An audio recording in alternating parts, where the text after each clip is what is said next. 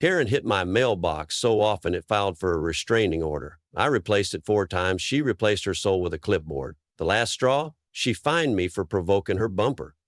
So I built a mailbox that could survive a minor apocalypse. Steel core, decorative boulders, hidden cameras, and fake tulips. She came back, hit it again, and totaled a Lexus. Welcome to HOA Suburbia, where the real landscaping is emotion.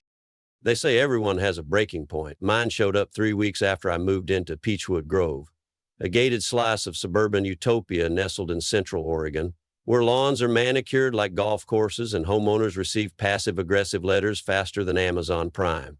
I wasn't even done unpacking my router when a clipboard-wielding woman in salmon-colored slacks marched up my driveway like she had jurisdiction over gravity. Karen Bosles, she announced, offering me a smile so tight it could have cracked her veneers. President of the HOA, and welcome. Before I could respond, she dropped a binder into my hands, thicker than a phone book, heavier than my Labrador. Just a little light reading. It covers regulations on foliage, mailbox design, approved gnome aesthetics, the essentials. Should have known what I was in for when I read Section 3, Paragraph 12. Bushes shall not exceed 24 inches in height unless blessed by seasonal variance pending board approval, or the pastel-only flower policy, because apparently vibrant colors create unrest. But I'm not the type to rock the boat. I came here for peace and quiet, a remote-friendly home, and reliable fiber internet. I politely thanked Karen, stashed the binder under my sink, and got to work making my new place feel like home. First up, a mailbox. I went all out. Pressure-treated oak post, black powder-coated steel box, brass numbers, even a discreet solar-powered light for nighttime visibility. It was, by every HOA metric I could find, compliant. Even the HOA's own website listed it as preferred model C112. That should have been the end of it. But then came the note. Folded under a magnet on my brand new mailbox was a printed memo. This unit is not in harmony with the design spirit of Peachwood Grove. Please correct. No name, no explanation, just a flimsy piece of paper with the HOA logo and a very large red X. I stood there staring at it, half expecting Rod Serling to step out from behind my hydrangeas and say, "You've just entered the HOA zone." Trying to be civil, I emailed the board. No reply. I tried calling the number listed in the binder. They routed me to voicemail so fast I thought I hit the wrong button. When I saw Karen again walking briskly through the neighborhood like a mall cop late for a flash mob, I waved her down. "Is there an issue with my mailbox?" I asked. She didn't stop walking. "It's just not what we envisioned," she said over her shoulder like she was describing a disappointing casserole. "There are aesthetic considerations beyond mere measurements, Mr. Marston. Aesthetic considerations for a black mailbox on a wooden post in a neighborhood where 3 driveways had inflatable flamingos." I shrugged it off. It's just a mailbox, right? I wasn't about to let HOA drama ruin my peace, but deep down I had a feeling I wasn't dealing with a normal neighborhood. I wasn't dealing with neighbors. I was dealing with a regime. And Karen Bosley, she didn't run the HOA, she was the HOA. Clipboard smile and all, I didn't know it yet, but that little black mailbox would become the first casualty in a war I never intended to fight. It happened on a Wednesday morning. I walked outside, coffee in one hand, garbage in the other, and stopped mid-step. My mailbox, my carefully installed HOA-compliant regulation heat and mailbox, was lying face down in the grass like it had been shot during a drive-by. The post was cracked in 2 places. The grass had fresh tire tracks that curved just enough to suggest it hadn't been an accident. I stared for a minute, thinking maybe a delivery truck clipped it, maybe someone misjudged a turn, but the angle was too deliberate. It was like someone had aimed. So I rebuilt it, stronger this time, used galvanized brackets, deeper concrete bays. I even took pictures in case I needed to prove compliance. A week later, I came home from the grocery store and found it in pieces again. Same angle, same tire marks. I called the police. The responding officer was polite, took notes, and promised to file a report, but gently reminded me that unless you have footage or a witness, there's not much we can do. I nodded and smiled, but inside I was already mapping out my next move. I'd grown up with 3 brothers. I knew sabotage when I saw it.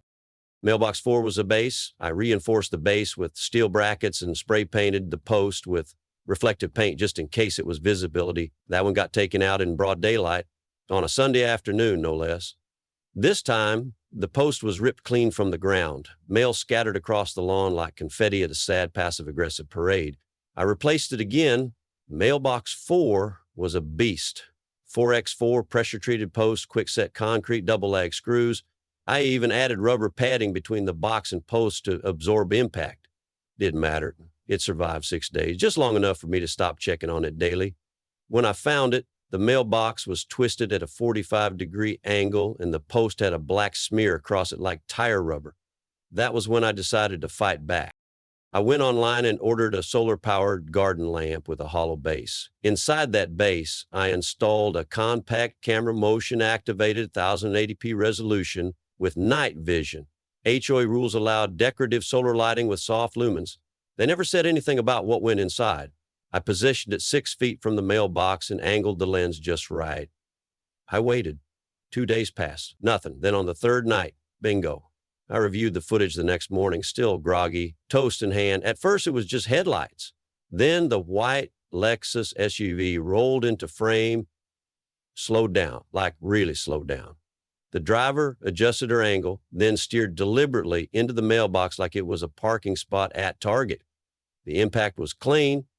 My poor mailbox folded like a deck chair, but it was the driver that stunned me. The video wasn't crystal clear, but it didn't need to be. The silver blonde bob haircut, the oversized sunglasses, the vanity plate that read BLSSDME in all caps. It was Karen. Karen Bosley, president of the HOA, was out here in her luxury SUV, driving around at night like she was playing twisted suburban demolition derby with my mailbox as her favorite target. And it wasn't a fluke. She looked both ways. She adjusted her mirror. She lined up the shot. It was so precise, I half expected her to have a co-pilot calling out, 3 degrees right, Mark, impact in 3, 2. That's when it hit me. This wasn't about regulations or design harmony. This was personal. Now, the only question was, what did I do with that video? And more importantly, how do you fight someone who breaks the law while enforcing it? You'd think catching your HOA president on video committing serial mailbox murder would be a slam dunk. I mean, come on. Footage, timestamp, license plate, the whole suburban CSI package. But what I learned next is that in Peachwood Grove, truth mattered less than who held the clipboard, and Karen Bosley held it like a scepter. The next HOA meeting was held in the clubhouse, same place where they hosted wine nights and passive-aggressive craft fairs. I arrived early with my tablet fully charged, video queued up, dressed like I was about to sell a timeshare just to look extra presentable. The room filled quickly. About 24 residents, most holding copies of the HOA newsletter or clutching reusable cups, said civility starts with me. Karen walked in last, of course, perfectly composed in a navy blazer and pearls, like she was about to moderate a TED Talk on tyranny. When it came time for community concerns, I raised my hand. Karen sighed audibly, nodded. Mr. Marston? I stood and kept my voice calm. I've had 4 mailboxes destroyed in 2 months. I have video proof of who's responsible. A murmur spread. Karen's smile didn't falter, but her knuckles whitened on the podium. That's hardly an HOA matter, she said coolly. If you've experienced vandalism, I suggest you contact local law enforcement. We can't monitor every personal drama. I walked to the front, turned the tablet, and pressed play. The video lit up. Karen's white Lexus easing toward my house, slowing, adjusting, then swerving directly into the mailbox like it was the final boss in a driving simulator. The room fell silent. Then came the gasps. Someone in the back whispered, "Is that her car?" Another, "That plate says BLSSDME. That's Karen's, right?" Karen's lips tightened into a paper-thin line. And then, the pivot, her voice sharpened. That footage was taken without consent. That is a violation of community privacy guidelines under Section 8, subsection B. She pulled out a manila folder like she'd rehearsed this. We do not allow unauthorized surveillance equipment aimed at common spaces, regardless of intention, and your device was not pre-cleared by the architectural committee. Her voice rose half an octave. In addition to illegal filming, you've created a hostile environment by spreading false narratives and accusing leadership without due process. Next morning, I got the official letter. HOA violation notice.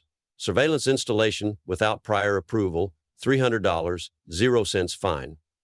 Creating hostile atmosphere, $400, 0 cents fine. Improper landscaping adjacent to mailbox, $250, 0 cents fine. Total, $950, 0 cents. I stood there holding the letter like it was an invoice from a cartoon villain. The kicker? The landscaping violation was for the solar lamp I used to hide the camera. I started asking around. Quiet conversations with neighbors revealed a pattern. One guy got fined for a bird feeder, while Karen's best friend had 3. Another woman was cited for aggressive plant choices. No one wanted to go on record, but the whispers were all the same. Karen ruled the HOA like a middle school dictator with a decorative gavel. The board, handpicked. The rules, selectively enforced. The binder, a tool of psychological warfare. I realized then this wasn't about mailboxes. This was about control. Karen couldn't stand that I didn't bend, didn't nod like a lawn gnome and say, "Yes, ma'am." But if she wanted to turn the rules into a weapon, fine. I'd turn compliance into a trap. Next move, build the last mailbox she'd ever hit.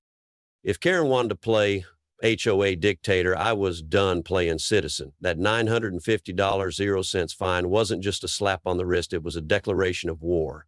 She made it clear this wasn't about regulations or fairness. It was about domination, and I don't respond well to tyrants in pearl necklaces. So I decided to give her what she wanted, a mailbox so perfectly within the rules she wouldn't be able to say a damn word. Of course, it would also double as a landmine. I started with the mailbox itself, a deluxe, high-end, HOA-approved model that cost more than my weekend grill setup. Brushed steel body, anti-rust coating, built-in LED light strip, and a locking compartment. It was so HOA-friendly, it practically came with its own citation stamp. Then came the post, 4x4 oak wrapped in weather-sealed vinyl, reinforced on the inside with a solid steel core running 3 feet deep. I dug the hole like I was preparing to bury treasure, filled it with quickset concrete, and let it cure for 48 hours. The result? A mailbox that could survive a low-speed tank hit and still hold coupons. Next came the real genius. I laid out a border of decorative landscaping stones around the base. HOA regulations allow hardscape accents not exceeding 12 inches in height. So I bought smooth, locally sourced boulders and arranged them in an artful semicircle. They looked harmless, tasteful, even Pinterest-worthy. But half of each stone was buried deep, and they weren't hollow. Each one weighed over 50 pounds. You'd have to be doing 20 of math and aiming blind to hit my mailbox now, and if you did, your car would lose. Of course, that wasn't enough. I needed proof. So I repurposed an old garden water feature, a faux copper mini sprinkler that hadn't worked in years, and installed a compact, motion-activated 1080p dash cam inside. Lens concealed behind the nozzle. Wired into a solar charger, mounted right at the edge of my property line, just close enough to catch license plates and facial expressions in crisp detail. I tested the angle with a dummy car, perfect shot every time. Then I added the cherry on top, motion geared to garden lights hidden in planters. Nothing too bright, just enough to illuminate the mailbox when something moved nearby. That way, if Karen came back for round 5, her Lexus would be starring in its own low-budget horror movie. I called it Operation Ironbox. And like any good mission, I documented every step. Photo evidence of product packaging, time-stamped installation videos, copies of HOA guidelines highlighted with fluorescent Post-its. I even printed a laminated copy of Section 12B that specifically allowed decorative rock placement for erosion control, just in case she tried to twist it later. For the next 2 days, nothing happened. Mail arrived on time, no tire marks, no suspicious drive-bys, no clipboard patrols. I started to wonder, had she caught wind of my plan?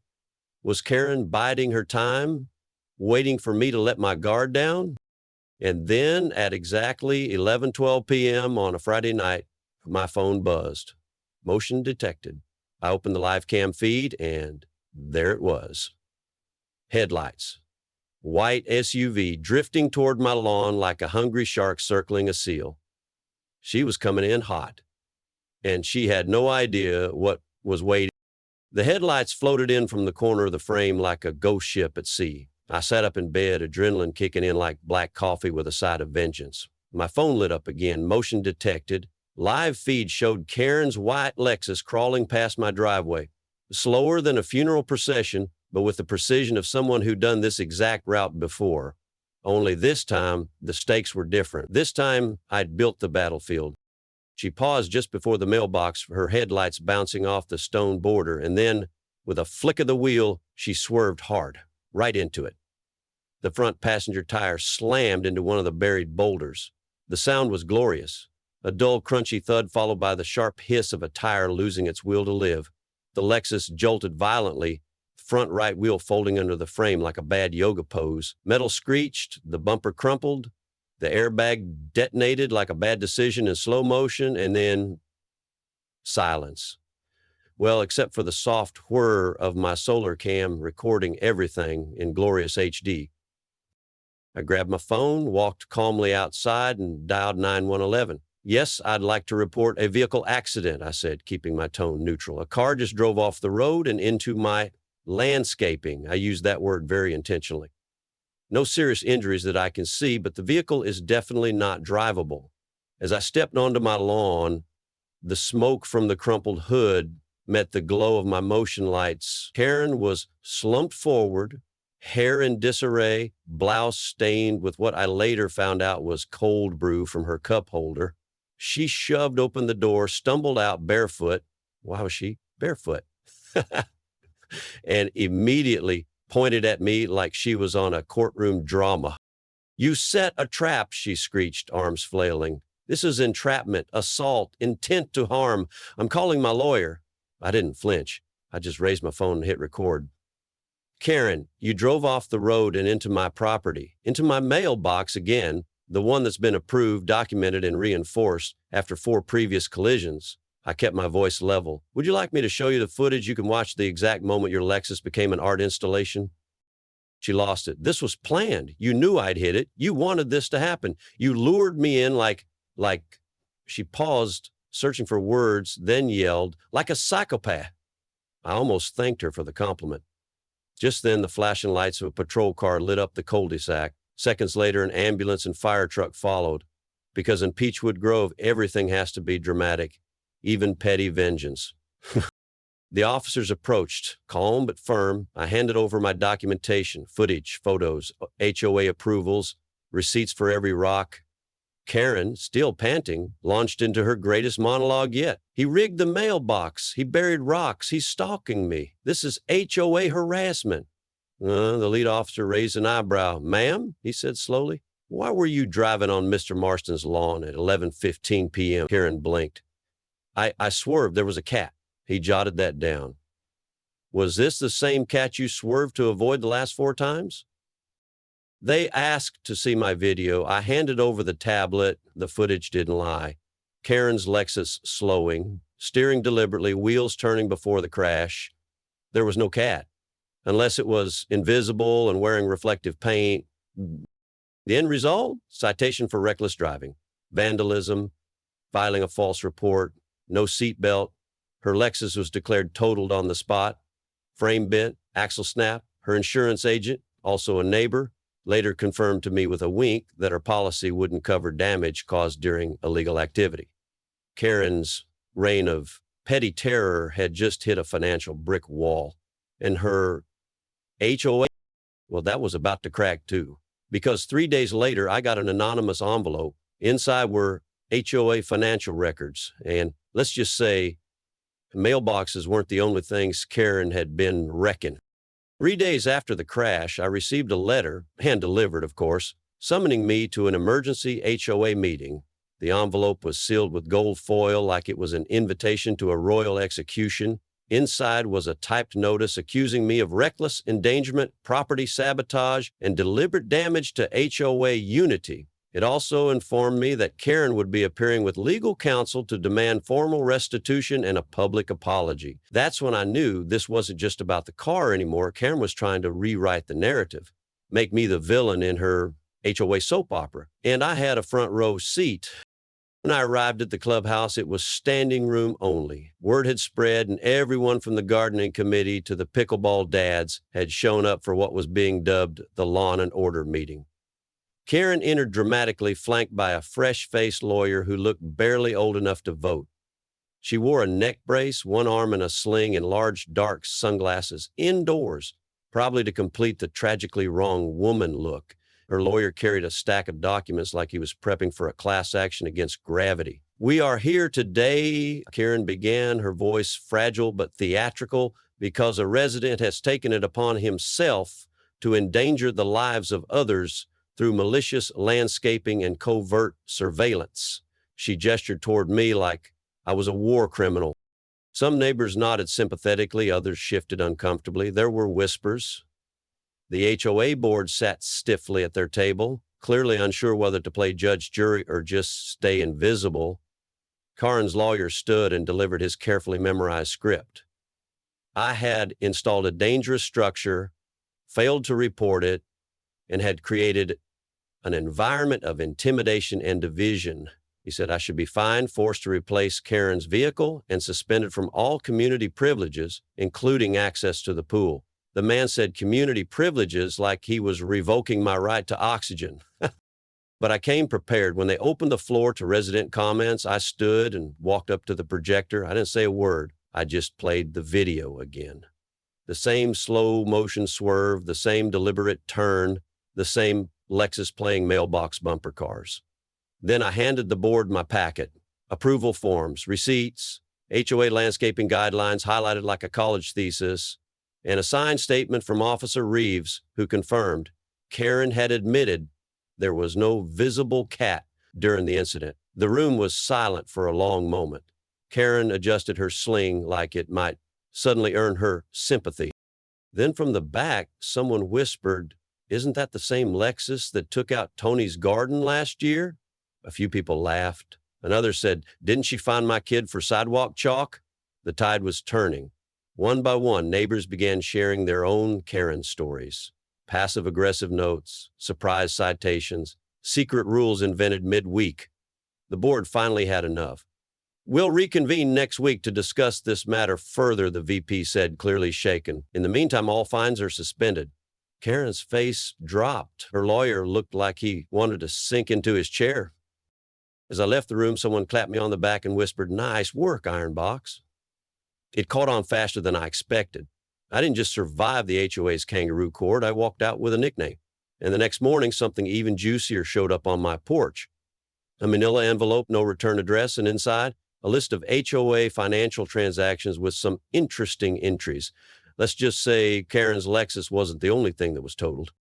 The envelope didn't have a return address, but the contents were loud enough. Dozens of printed transactions, line dim expenses labeled community beautification and wellness consulting, including one eyebrow-raising charge for a 3-day stay at a luxury spa in Bend labeled Strategic HOA Retreat. As it turns out, someone else in the neighborhood had finally had enough, and they had receipts. Literary ones. I didn't know who sent them until I got a knock on my door that afternoon.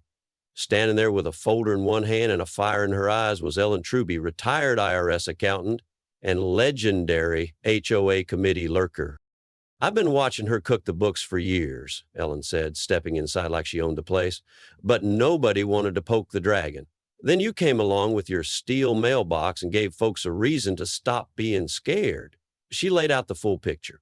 Karen had redirected over $18,700, 0 cents, in HOA funds over the past 24 months, spa memberships, designer outfits, a cocktail consultant for a private birthday event, and 5 separate mailbox reimbursements, none of which were for mine. "She billed the HOA for mailboxes she destroyed herself," Ellen muttered. "That's a new flavor of stupid." But the financial fraud was just a start. Ellen's investigation showed a pattern. Karen selectively enforced violations. Her friends, tiki torches, colored lights, even a literal plastic flamingo army in one yard, no citations. But if someone planted marigolds instead of pastel daisies, instant fine.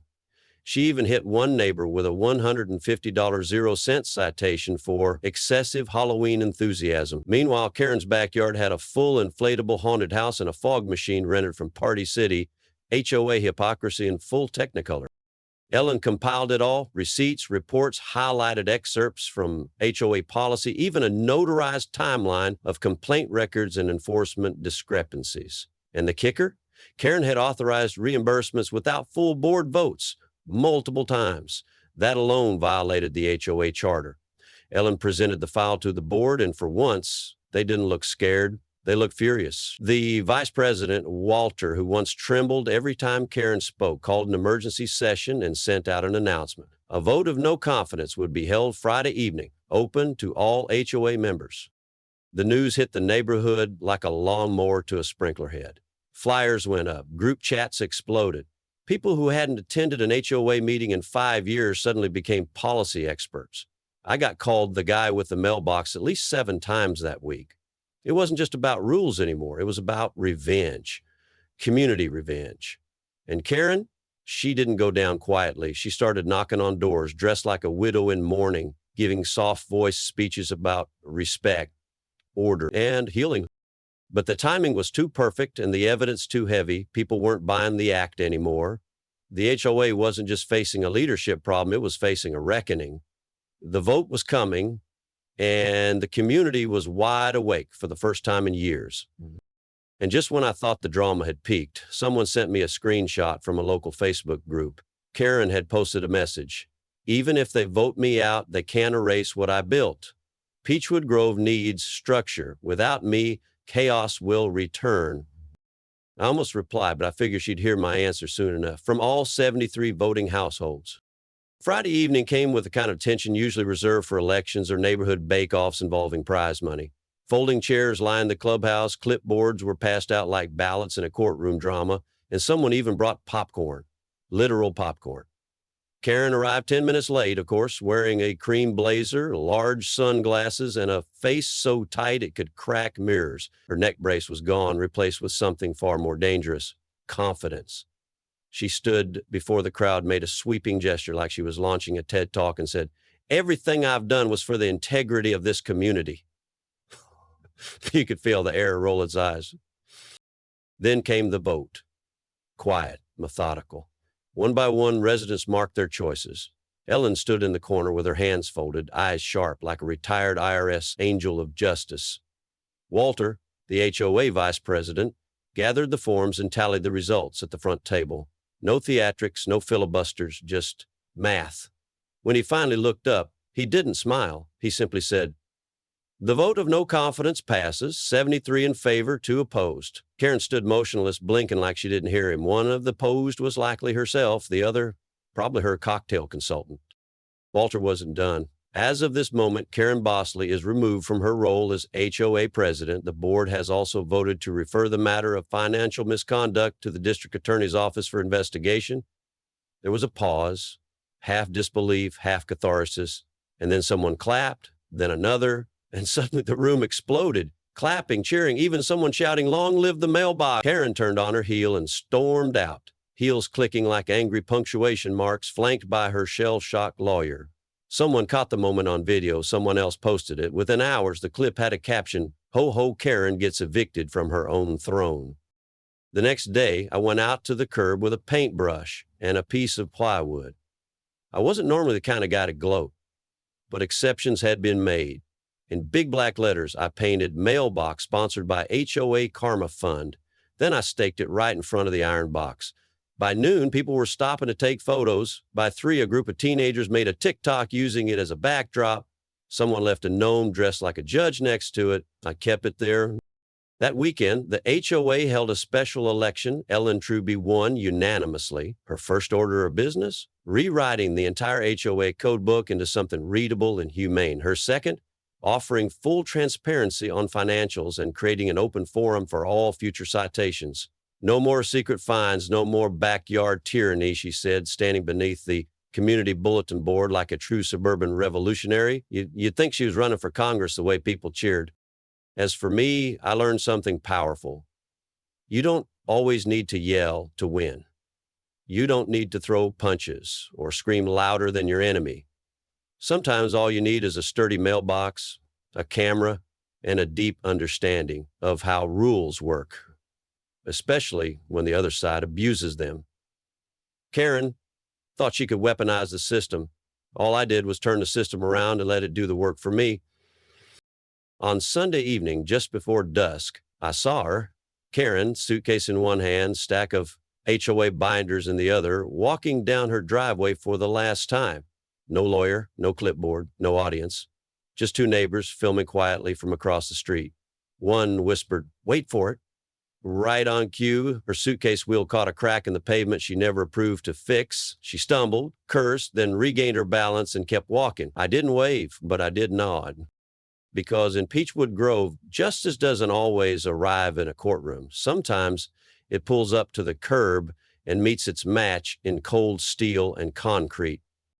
In the end, it wasn't rage or revenge that took Karen down. It was documentation, patience, and the power of community waking up. Sometimes the best way to fight back isn't louder, it's smarter. A mailbox turned fortress, a camera disguised as a sprinkler, and a few well-placed boulders of justice. Peachwood Grove didn't just get rid of a tyrant. We remembered how strong neighbors can be when we stop whispering and start showing up. So here's your takeaway. Protect your space, know your rules, and never underestimate a man with Wi-Fi and time. If you've ever dealt with a Karen, a clipboard tyrant, or an HOA gone rogue, drop your story in the comments. Hit like if you've ever wanted to turn a mailbox into a weapon of truth, and don't forget to subscribe, because next time it might not be a mailbox, it might be the HOA pool. And trust me, that one's got sharks.